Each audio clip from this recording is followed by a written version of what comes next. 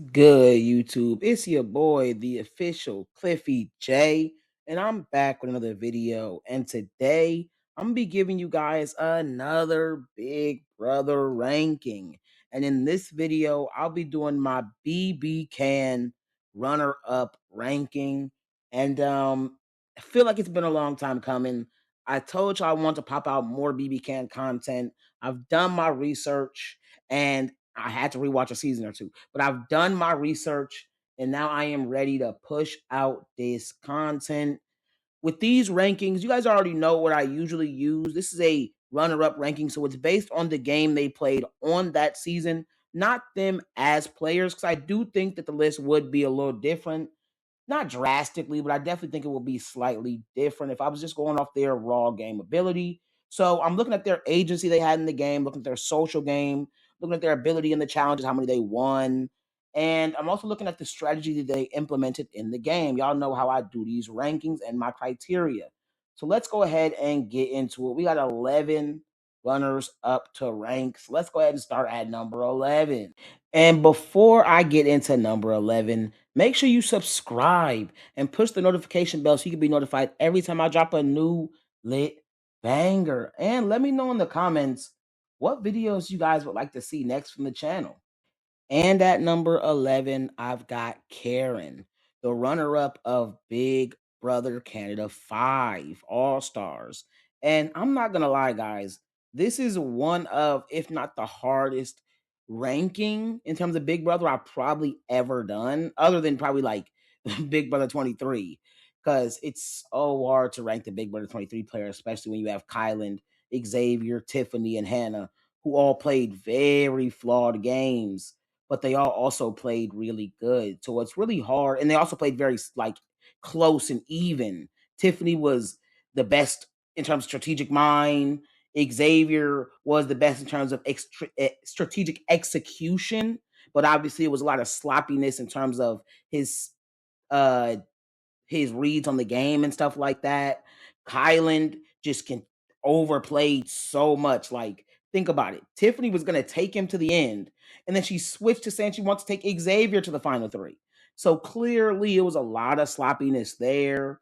Um, and then Hannah, she just never really did enough, I would say. Like, because when Hannah applied herself, when she thought her strategy, when she did stuff, it was pretty effective, but she just never did enough. So I even like, I did my rankings of Big Brother 23, and I even low key am still debating on how I would rank them now after just thinking about it more. I might actually put Kylan above Hannah again. I might actually put Tiffany above Xavier. I might actually put Kylan at the top. Like, it's hard to really. I might actually put Xavier at the bottom of the four. Like, bro, it's so hard. It's so hard. That's why it's so many debates between these 23 players. But let's get back into it. I just got off topic for a second. I got Karen at number 11, and it mainly comes down to intention. To me, intention really matters. She was a huge GOAT from pretty early on, and she also nominated two newbies in the first week, which I don't think that was really the smartest decision as a newbie herself. And in terms of mid to late game, she was very anti Kevin, which I guess he is a huge threat, great comp beast, not the greatest social player. So I can understand that kinda. But at the same time, she was just way, especially her and Dylan, but her especially, she was just way, not as much of them. But yeah, no, she was just so far up Ika and Dimitri's ass, bro. Like, Dimitri's and Ika had so much agency in the game, and that partly comes from Karen's bad gameplay, especially late game, just being so glued to them and almost wanting for them to, not even almost, no. She seemingly, I don't even want to say seemingly, she wanted them to win more than herself. And like, that's not good. And no one else out of the runner ups, I feel this way about. I feel like every other one, except for the exception of maybe one, genuinely wanted to win and tried to win the game for themselves. And at number 10, I've got the runner up of Big Brother Canada 9, Braden. And I got Braden right here around the same spot as Karen, because though it doesn't, it's not a specific player that he was close to, other than Austin. Austin probably would have been his player that he was willing to give up. He clearly would have been willing, that he was willing to give up the game for and give them a better chance at winning and play the game for them to win. At the same time, it's never really anything I can say that made me think Braden actually cared to win the game. Like it kind of seemed like he was just there, and that's the vibe I get. With Karen, it's pretty clear you didn't care to win. You wanted Ike or Demetrius to win. So that is kind of like, gotta put you at the bottom. Braden played, he was way more passive. He was even more passive than Karen, right? And that does matter, right? Him being more passive, which led to him probably having a better social game, maybe having a better ability to be likable. He didn't even have a great social game. He was just likable. He just wasn't active enough. He's like a completely watered down version of a T Core, but in the worst way, because he never even made a move. He never even did anything on his own. So he was just, it wasn't like him and Austin did anything good. When they were doing stuff, it was actively bad. So it's kind of like, ah, Braden is not someone I can rank highly. And then he also volunteered to go on the block next to Jed in a chance where it's also very likely that he goes home. It's very likely that they just send him home. Like, wasn't good gameplay. Can't really put Braden up too high. And he didn't really have a very high chance of winning because he was going to lose to, he would have lost to Tara. Maybe would have lost to Tina. He definitely loses to Kiefer. Obviously, he lost to Ty. So, nah, I don't see him really having a very good game that I can rank highly at all. And at number 9, I got the runner-up of Big Brother Canada 4 in Kelsey. And it's close to me, but her game is one of the worst for a few reasons. I gotta have her above the other two because I never doubted if she actually was trying. You know what I mean? She actually tried. And she had a solid three-person alliance with Raul and Jared. She had a showmance also. So I really do think that she was the glue between that alliance, obviously. She was the top of it. It's just she was a goat. She was a goat. She was never really winning at the end, but her and the Pax Bros did kind of win out, and that's decent. You feel me? That's decent. She caused Mitch's game to go bad, but that's also because she had the advantage of being able to watch without obviously volume, but she was able to watch what was going on in the house after she was evicted week 4. And you guys know, usually I'd have the person that was evicted or sent home and came back into the game at the bottom of the list because, from a strategic standpoint, that is the biggest indictment that you can have on your game. At the same time, I think it's just as big of an indictment if you're not actually trying to win. There's no doubt about it that she was trying to win. And that matters more to me than if you were voted out. Realistically, it really does. So, especially because though being voted out, putting in the game, all that is not a consistent mechanic of the game, it's there enough to where I can excuse it. And it just, you don't, if you're not trying to win, I'm never gonna ever think you're a decent player or played a good game. And I don't get that from Braden's gameplay. He was way too passive. And I don't get that from Karen's gameplay. She was way too much of a goat. And she just was wanting Ike on him to win. She was way too much of a kingsmaker. Like, I don't know. And at number 8, I've got Gary, the runner up of Big Brother Canada 1. And Gary is higher than the other three for a few reasons. He wasn't sent home pre jury, he didn't go until the final 8. So he also has that stigma of the fact that he was voted out, but it wasn't until the final 8. I think that the difference between him and Braden is that Braden was likable. Gary actually had a good social game and he was close with a lot of the women in the house and they actually had his back.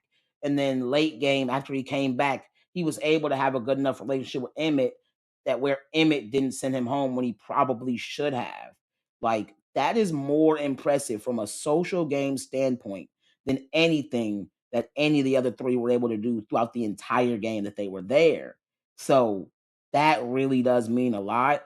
And you also have the fact that when you get deep into the game, players get sniped out for being likable. So I'm not even really going to knock them as much as I would knock even someone like Karen. Karen got sent home. I mean, not Karen. I mean, Kelsey got sent home week 4. Week 4. Like and then it's not even like she was controlling anything. She wasn't even controlling the game. She just was sent home week 4 because people didn't really want to play with her that much. Like, for the most, that's not it. That's not all of it. Obviously, she had her alliance with Jared and Raul. She just didn't have a great game overall. Gary actually was playing pretty decent and then got slimed out, got back into the game, and then was able to play decent enough to still get to the end. It's not a good game. I'm not going to say Gary played good, but he played better than these bottom of the barrel runner ups. And that's what I think these other players are. They're some of the worst runners up in Big Brother history. So, yeah, nah. Gary is too low key, but they definitely are. They definitely are. And I'm not giving him any credit because he was supposed to win. I don't care. That was a pact made in the jury. That he was in. He was in the jury. Like, come on. Not, and especially the fact that Jillian clearly played a better game than him. Though he should have won, I'm not going to be mad that Jillian got it done. I ain't going to sit up here and be tripping about that. Or I'm not going to credit him because he was supposed to win. It doesn't make any sense. And at number 7, I've got the runner-up of Big Brother Canada 2, Sabrina. And she's better for me because she was in that early majority, the first 5, and she also was the one that suggested the alliance. And she was screwed over partly because she was a figurehead to the alliance. She was not actually gonna be controlling the game and get to the end and then win a jury vote. That probably wasn't gonna happen. But she was screwed over by Canada being week 5 HOH, nominating her and Andrew, and we know that didn't work out good for Andrew. But after that, she just kind of became a pawn, and she was a go. She was in a block a bunch of times.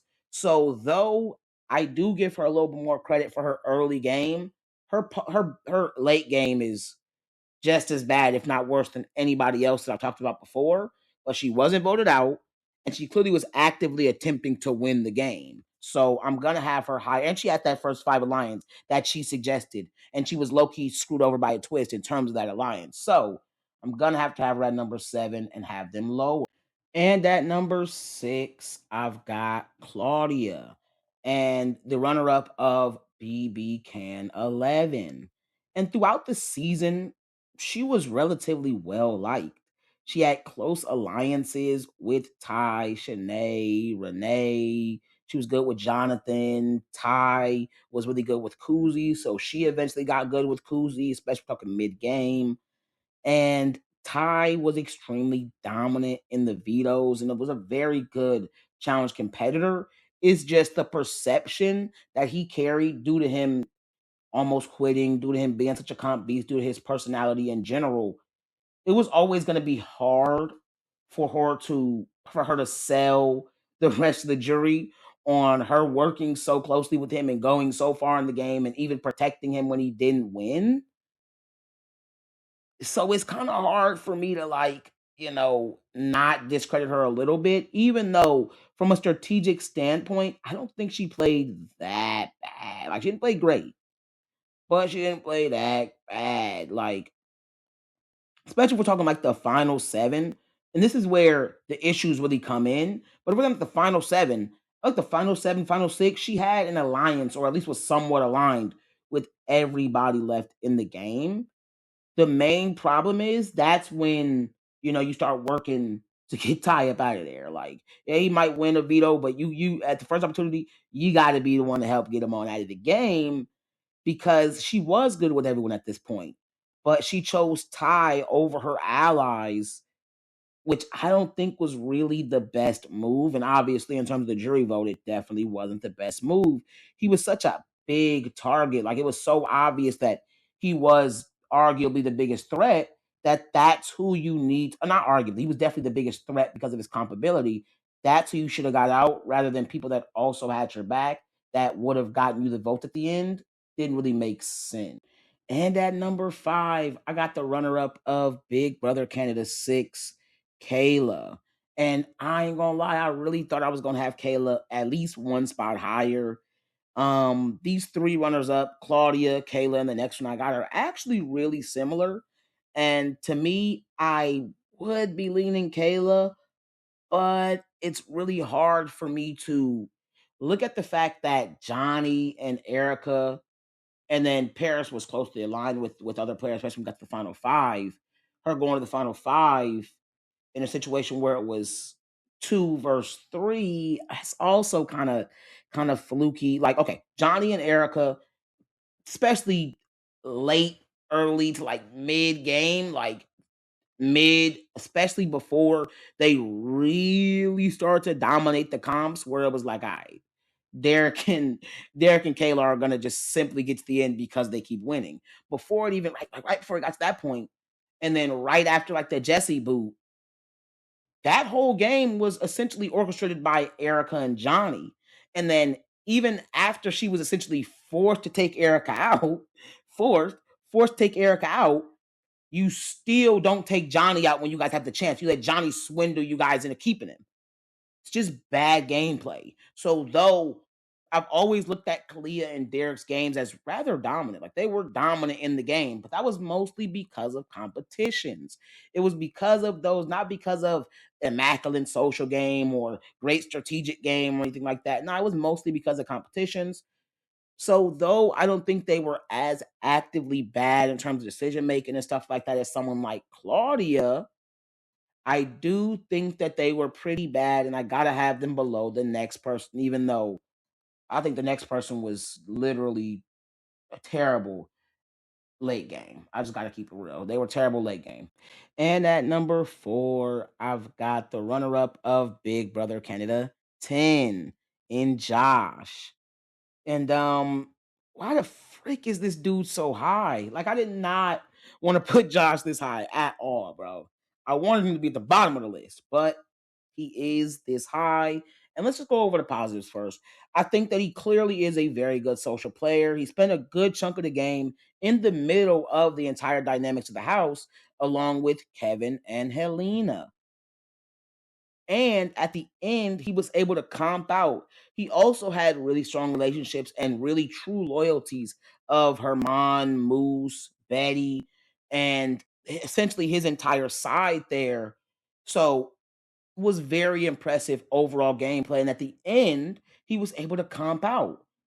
So it's a lot of impressiveness there, especially on paper. Like on paper, he definitely probably has the second or third. Okay, he probably has the third best runner-up game on paper. He has the third best runner-up game, but when we put it in practice, still number 4. But at the same time, it's a huge gap to me between, especially the top 2 spots. But it's a huge gap between him at 4 and number 3, in my opinion, because though he had great positioning, though he was really good socially and very much liked by the house, definitely could have won a jury vote against Helena, possibly Betty. Uh, he could have won a jury vote against. I think that's it out of the final 5, maybe. But he could have beat these other players in a jury vote. That's where we get to the negativity of his game. For one, he was always on the bottom of the alliance with Kevin and Alina. And he always had the true loyalty of Herman, Moose, and Betty, and he still chose to ride with the other side, which wasn't a logical decision. Let's be real. Betty only started to flip on you and didn't really truly flip on you for real. Only got to flip on you because you put her on the block and stuff like that. So to me, it's just a lot of bad gameplay to rock with Kevin and Helena and then still take Kevin to the end, act like you didn't know he was such a big jury threat, like he wasn't running the game, even though you were bending the knee doing the stuff he wanted you to do. It doesn't even make sense. And it's just, it really makes me just not understand at all why he made the decisions that he did, especially with the fact that he was the one comping out. He had a lot of ability to control what was going on late game, and he just made bad decision after bad decision. And this is not a slightly worse version of Tyshawn's game. I'm gonna just say that. And at number three, I got Godfrey, the runner up of Big Brother Canada 3. And this was a relatively easy one to rank. I think these top three are pretty clearly the top three runner up seasons of Big Brother Canada. He did a really good job at downplaying his threat level, not doing much early in the game, but also keeping a solid social standing, especially with players like Bobby and Bruno. Eventually, he was able to really get good relationships with Brittany, Sarah. Eventually, he also got pretty close with Ashley, strategically, especially obviously from a strategic standpoint. Just the overall way that he traversed the game, apart from the final 12 round where people always bring up, well, Cindy came in the game and that's what saved him from going home. But Cindy coming back in the game, is the reason he went on the block instead of Bruno. So that has to be taken into account. Cindy is able to help him. He's able to get saved essentially in the vote, which was obviously against her best interest. But he also had that solid speech letting everybody know, I'm targeting Zach. Don't worry about everybody else. Y'all ain't got to target me because I'm targeting him. Boom. Very excellent strategy. Arguably the first ones to implement that strategy in Big Brother Canada. So I think it's a lot of good that I have to give him credit for. Um, Late game, like I said, he got closer with Ashley. He already had a relationship with Brittany. He was still close to Bruno and stuff like that. And so as the game went on, he became closer and closer to being in the middle of what was going on. So then we got to the final, I think, five. He was literally the best positioned by a pretty wide margin because he was playing between the two sides that was there with the women. And my only gripe, like it's like really my only gripe, is the fact that he took Sarah to the end. He probably, and I also activity levels. They're just not at the level. He doesn't have the dominance, the consistent control that players that are higher on the list, or even some of that were lower on the list, even have. But his strategy that he enacted was very, very impressive. My only real gripe, like I said, was taking Sarah to the end. He shouldn't have done that. It is what it is. He would have probably beaten Ashley, which also shows that he also had a really solid winning scenario. He just didn't go with that one. And yeah, it really comes down to the control because every Big Brother Canada runner up is heavily flawed. I would just say uh Godfrey is the first of the less flawed, I would say. Because I even think the Josh and Kayla are very flawed in terms of their gameplay and the way they traverse through the game.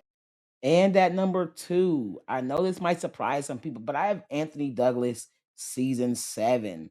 And I really do think that him being a part of the Pretty Boys and then being able to steamroll, him being extremely close to Dane, and especially the main dominant players being Dane, Anthony, and Adam throughout the entire game. They're also three of the best BB Can players in the history of BB Can. Uh, Adam was really good socially and a comp beast. Dane was by far the most liked person maybe in the house. And he was great in comps while also being solid strategically. And Anthony was actively the best strategic player in the group. He was the one that was having the most influence. He was the biggest mouth of the group. So he ends up probably having the most decisions made. Obviously, Dane was a big decision maker. Also, my main gripe with this season of Anthony is I he didn't know the game. And him being a recruit, he didn't understand how the jury was gonna look at things. And that really does matter because taking someone like Dane to the end was never a good option. Someone that was extremely liked by the entire class. I mean by the entire cast, great in competitions. And he's been alongside you in all these decisions you guys have made. And a lot of them have also benefited Dane. Obviously, Dane shouldn't have let Damien go. Dane shouldn't have let SD go as early as these players went. But still, at the same time, he was right there alongside Anthony in terms of running the game while having more connections. So I don't think, and then also, obviously, Corey got slimed out by Dane, so I don't think that it was the smartest decision at all. And even actually at the time, it wouldn't be a smart decision to go to the end with him over what was it, Kira? It was Kira, right? Come on. Like, why would you go to the end? Or was it Adam? I don't even remember the final three. I don't remember the final three. That's crazy. I don't even remember the final three. But why would you go to the end with Dane? It doesn't make sense. You're always gonna lose that vote for sure. Whereas you can beat Kayla. You could beat Mark.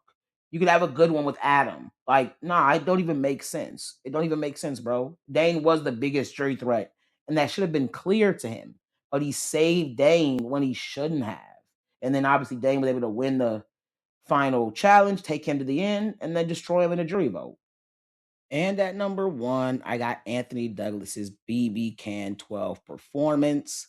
And I just went on a 10-minute rant about this, and I was gonna leave it in there, but I don't want to sound emotional. I don't want to sound emotional because I don't care that much, bro. But I believe that this is the best runner-up performance from someone in BB Can, better than his first season performance for a few reasons. The adversity that he had to deal with in the season is at a much higher level, and for the most part, it's unforced. It was a product of the cast and the attorney that they also had on the cast. A lot of the cast was very pro woman, just like how you got people like Kylan that were misogynistic and they weren't going to give any women any credit and they were just going to go to the end with a man that they believe was the best for no actual reason. It's a very similar thing. The women want to rock with each other because they're pro woman. They just want to rock with each other. Dougie had to traverse that. That's just a fact. He was also in an alliance of majority women. The game, the cast, most of the men were way worse strategically, way less game knowledge and all that, like not super fans and things like that. So the cast was definitely leaning towards having significantly better women that also happened to be pro woman. And Dougie was able to traverse that really well, getting out players early in the game that would have targeted him even before they target Spicy. And Spicy went with that and was helping Dougie in the game and executing moves that benefited him. And then, to nowhere, she starts to execute moves that Bailey's telling her to do. Even though Bailey ain't even really actually in like the core of what was supposed to be the alliance, which was the hot chocolate alliance. And that brings me on to my second point and why I believe this is a very impressive performance. And it was nothing he could have done to actually win the game, in my opinion. You guys can believe what the jury says post the season. You guys can believe it if you want to. But we're going to go off of what actually was happening on the show. They told Dougie that they wanted a person of color to win, which is why the alliance even built. And they also told Dougie that they wanted a woman of color to win. And Spicy clearly was working against Dougie behind the scenes.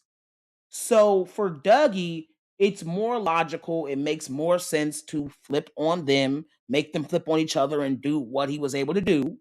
And it also is more logical to go to the end with Bailey because though Bailey has played a solid social game, though Bailey has been able to traverse, especially mid to late game, traverse the game very impressively, keeping Todd in the game and getting herself closer to Dougie, making sure she had the close line still. Spike, like she played very, very well to end the game.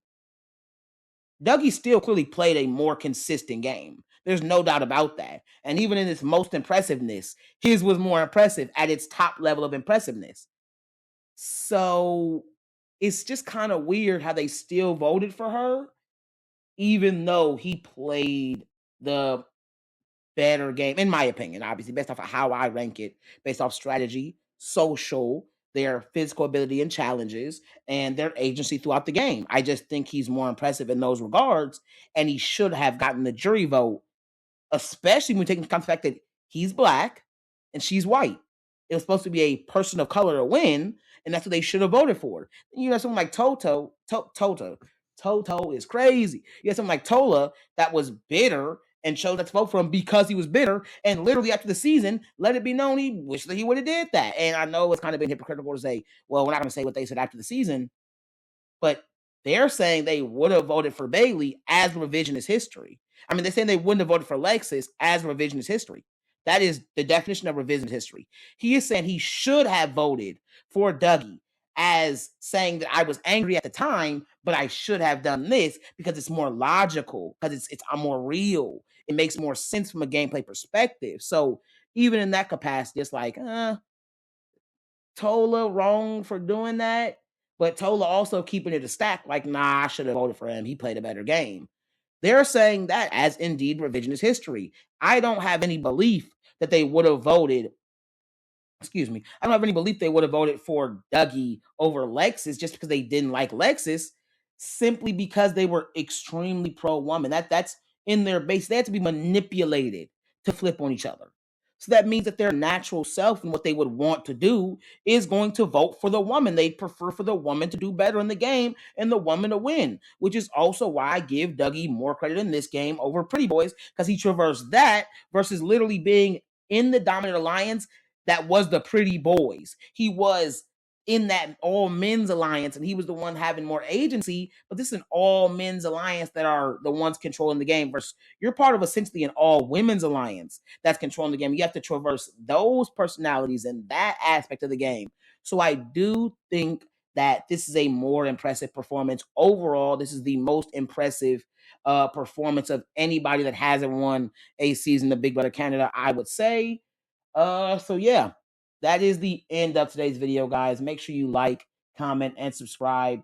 Push the notification bell so you can be notified every time I drop a new lit banger. Peace.